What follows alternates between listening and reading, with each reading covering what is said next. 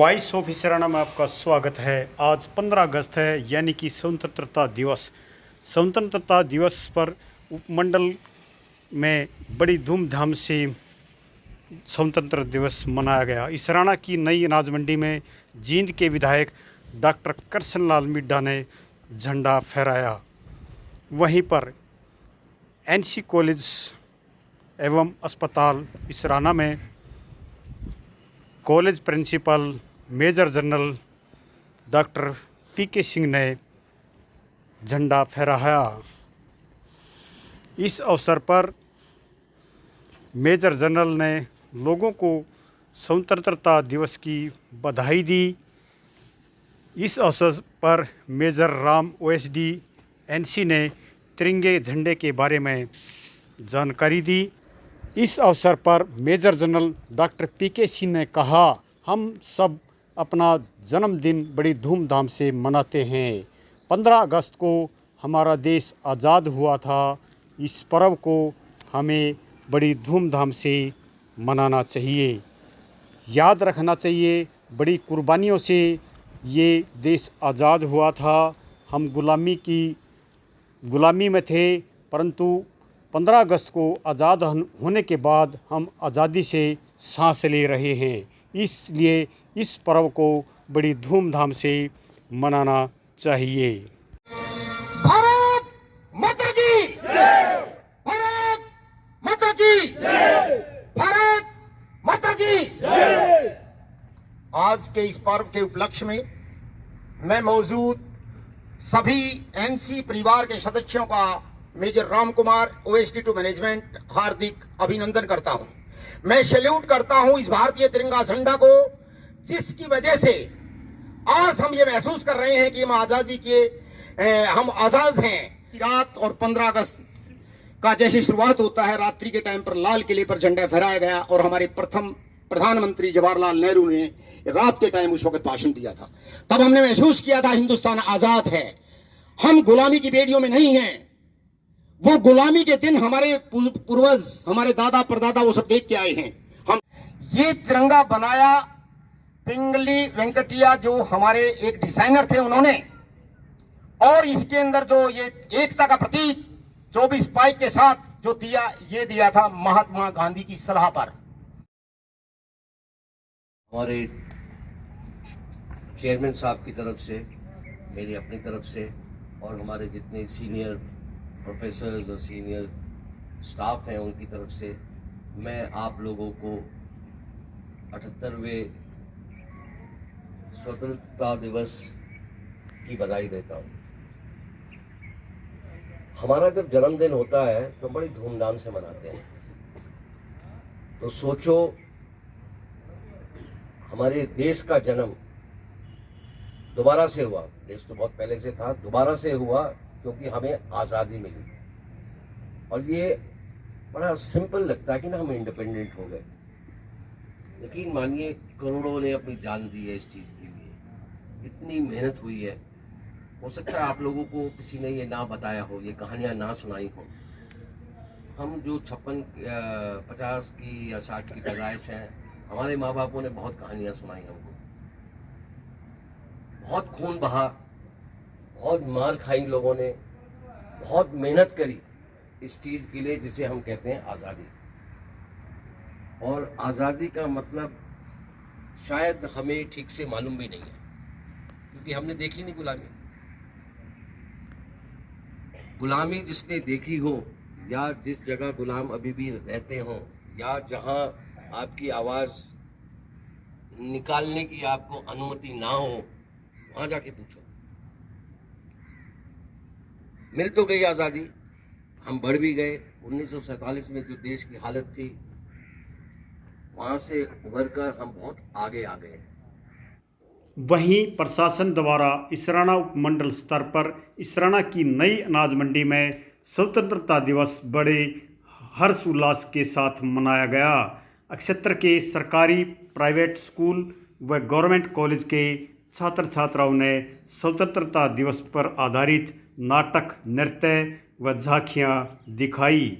कार्यक्रम में मुख्य अतिथि जींद के विधायक कृष्णलाल मिड्डा, कार्यक्रम की संयोजक Israna SDM Jyoti Mittal, DSP headquarter Panipat, BDPO Vivek Chaudhary, तहसीलदार नायब तहसीलदार सौरभ शर्मा, जिला महामंत्री एडवोकेट रोशनलाल महला, धर्मपाल जागलान व बाबा दलविंदर सिंह व क्षेत्र के गणमान्य व्यक्तियों ने भाग लिया।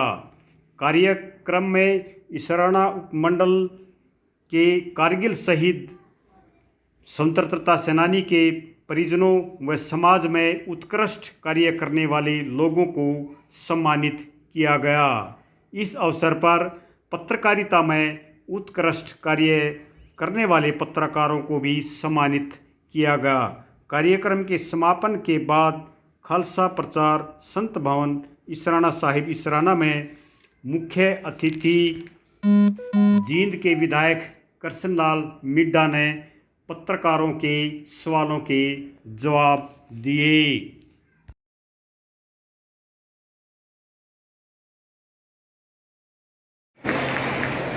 इसके पश्चात शहीद किशोरीलाल 1900, शहीद हरिराम 1901,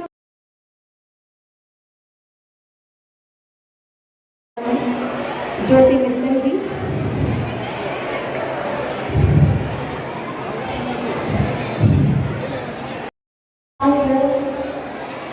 प्रशंसा पत्र देकर के सम्मानित कर रहे हैं।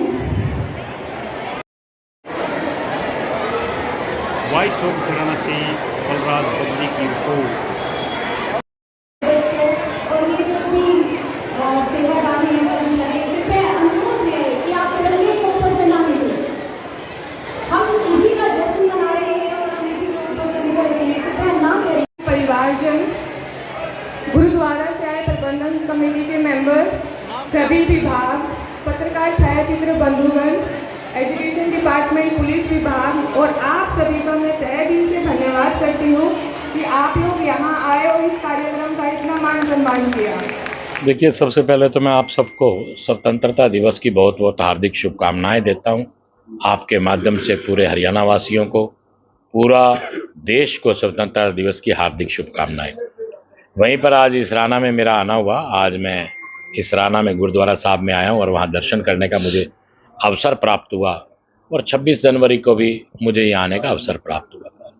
जैसा कि आपका सवाल है कि माननीय मुख्यमंत्री जी ने जो 500 रुपये का सिलेंडर किया है, अभी तक ये प्रक्रिया जो है वो स्टार्ट हो चुकी है, क्योंकि जींद के अंदर ही तीज के अवसर पर माननीय मुख्यमंत्री जी ने सिलेंडर को 500 रुपये करने का काम किया। और वहीं आप देख रहे हैं कि हमारे प्रदेश के जो माननीय मुख्यमंत्री नायब सैनी जी हैं, निरंतर फील्ड में भी हैं और निरंतर अपने निवास स्थान पर भी निरंतर मिलने का काम कर रहे हैं और उन्होंने जो घोषणाएं की हैं उनको साथ के साथ अमली जामा पहनाने का काम कर रहे हैं। कांग्रेस द्वारा हरियाणा हिसाब मांगो यात्रा निकाली जाएगी, उसके बारे में क्या कहना है? देखिए, कांग्रेस हिसाब मांग रही है, 10 साल का मांगने का अधिकार है, लेकिन 10 साल कांग्रेस का राज रहा, कांग्रेस अपना हिसाब किताब भी तो दे। उन्हें अपना हिसाब किताब भी देना चाहिए कि 10 साल में हम लोगों ने ये किया और इन डिस्ट्रिक्ट में काम किया और इन डिस्ट्रिक्ट में काम नहीं किया, बताना चाहिए। माननीय देवेंद्र जी हुड्डा साहब जींद में भी आए थे, उन्होंने भी हिसाब मांगने का काम किया था। मैंने जींद में जो कार्य हुए वो कार्य मैंने बताने का काम किया और मैंने उनसे भी निवेदन किया कि आप भी 10 साल का अपना लेखा जोखा देने का काम करें। हिसाब वो मांगते हैं जो हिसाब देना जानते हैं। 10 साल राज रहा तो 10 साल में आपने भी देखा होगा किस प्रकार से सरकार में हालात थे। अपने अपने एरिए को ही चमकाने का काम किया जा रहा था, चाहे वो रोहतक हो, चाहे वो सोनीपत हो, इस तरह से अपने एरिए में ही काम किया गया। बाकी सारा हरियाणा भेदभाव रखा गया, वो आप लोगों को मालूम है। लेकिन हमारे प्रांत के माननीय मुख्यमंत्री जी मनोहर लाल जी ने पूरे हरियाणा को हरियाणा एक, हरियाणवी एक के हिसाब से चलाने का काम किया। यहाँ तक कि जो 5-5 करोड़ रुपए की घोषणा थी, सभी विधायकों को, 90 के 90 विधायकों को वो भी देने का काम किया। और निरंतर घोषणाएं करते हैं कि ये पैसा या ये पॉलिसी जो उन्होंने बनाई या जो उन्होंने मेरा खेत मेरा पानी मेरी विरासत और फसल खेत कल्याण योजना, उसमें उन सबको विधायकों को लाभ देने का काम किया। एक ऐसा नहीं कि उन्होंने अपने ही करनाल में अकेला काम किया। तो उन्होंने इस मंत्र को साबित किया कि एक राजा का अधिकार है कि जितने उसके नीचे मंत्री हैं, जितने लोग हैं उसके नीचे, उन सबको एक अधिकार के साथ, सेम अधिकार के साथ पैसा प्रदान करने का काम करे, ताकि विकास, हर व्यक्ति अपने अपने विधायक अपने अपने एरिया में विकास करवा सके। इस चुनाव में कांग्रेस का विधायक है ही, और यहाँ पर काम बहुत कम हुए हैं, बस अड्डा भी नहीं बना। देखिए, मैं आपकी बात को मान रहा हूं, लेकिन जितने सवाल उठाएंगे, जितनी मांग करेंगे, उतना तो मिलेगा ही। आप मांग ही नहीं करेंगे तो आपको मिलेगा क्या? मेरे पिताजी ने हुड्डा साहब के शासनकाल में भी 5 साल रहे, और 9 से 14 के बीच में, और 14 से 18 तक वो माने मनोहर लाल जी के शासनकाल में भी रहे। विधानसभा में विधायक जी ने प्रश्न लगाया था कि बस अड्डे का उनको जो कोटा दिया, एमएलए ने क्या काम कराया? देखिए, मुझे इस चीज़ का पूरा अनुमान नहीं है, क्योंकि मैं ऐसी कोई बात करूं जो जिस चीज़ का मुझे अनुमान नहीं, लेकिन जो राशि उन्होंने दी, माननीय मुख्यमंत्री जी की तरफ से जो राशि मिली, क्या उस राशि का इस्तेमाल हुआ?